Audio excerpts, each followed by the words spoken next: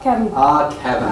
Kevin, you've lots of opportunities for questions. What about everybody here who never done? There's usually a pack with me, so. I always answer yours now. No, Minister, one of the issues, we always look for the sting in the tail, of course, and one of the issues when you talk about the commercial stamp duty is the farmers are quite upset by this, and there seems to be a lot of confusion in the first 24 hours. The Agriculture Minister thought it didn't apply to any farmland.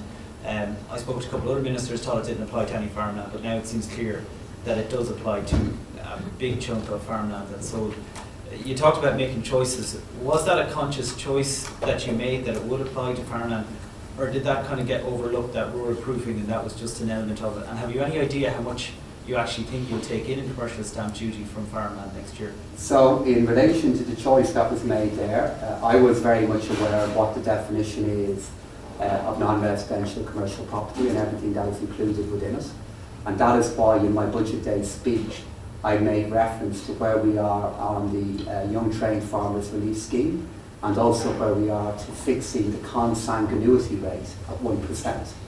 I did that because I was aware of what the definition of non-residential commercial property is. And in all the comments I made after that, I pointed to that definition, and I pointed to that being the rationale as to why I made those changes.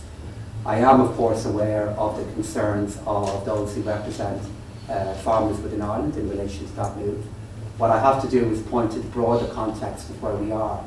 You know, the stamp duty regime in relation to commercial property is 2%. It's 2%. If you compare it even to the UK, for example, it's 5%. We used to be at 9%. And if I don't address things like that now, it will create further difficulty for me in the future. In relation to your final question there, in relation to the components of the tax yield, I do know the number of transactions that are affected by it.